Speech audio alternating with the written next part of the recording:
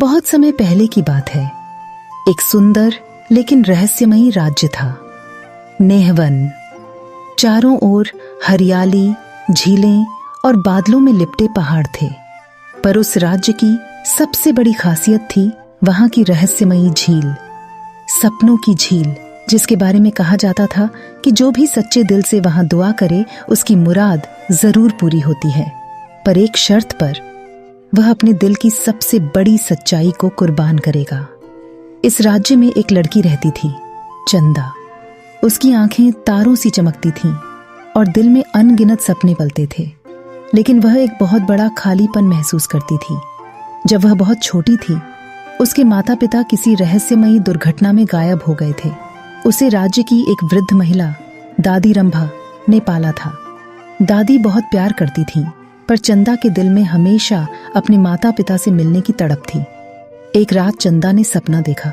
सपनों की झील में खड़ी एक परी कह रही थी, यदि तुम सच में अपने माता पिता से मिलना चाहती हो तो आओ झील के पास, लेकिन याद रखना, जो मिलेगा वो हमेशा तुम्हारा नहीं रहेगा। चंदा सुबह उठते ही झील की ओर निकल पड़ी। रास्ते में फूलों से बातें की, पक्षियों से रास्ता पूछा और हवा से दोस्ती की। जब वह झील पर पहुंची, झील एक विशाल शीशे की तरह शांत थी। उसने आंखें बंद कर प्रार्थना की, हे झील, मुझे मेरे माता पिता लौटा दो, चाहे कुछ भी कीमत हो। तभी झील में लहरें उठीं और एक चमकदार दरवाजा उभरा। चंदा अंदर चली गई। वह एक स्वप्न लोक में पहुंची। वहां सब कुछ चमक रहा था।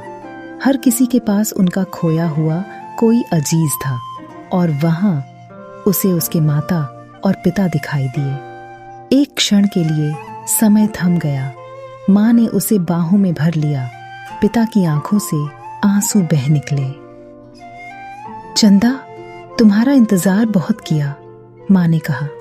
पर तभी एक परछाई उभरी, वही परी जो सपने में आई थी। याद है, तुमने अपनी सबसे बड़ी सच्चाई कुर्बान करने की बात मानी थी? चंदा ने धीमे से सिर हिलाया। तो सुनो, अब तुम वापस इस दुनिया में रह सकती हो, अपने माता पिता के साथ। लेकिन तुम दादी रंभा को भूल जाओगी, जिन्होंने तुम्हें पाला था। वे तुम्हारी यादों से मिट जाएंगी। चंदा के हाथ कांपने लगे।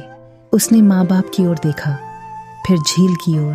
क्या मैं उन लोगों को पा सकती हूँ जिन्होंने मुझे जन्म दिया, पर उस इंसान की कीमत पर जिसने मुझे जिंदगी दी?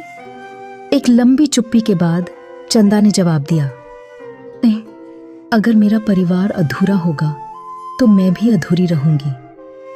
परिवार वो होता है जो साथ निभाता है, सिर्फ वो नहीं जो खून से जुड़ा हो। और तभी सब कुछ चमकने लगा। माँ, पापा और दादी रंभा तीनों उसके सामने खड़े थे।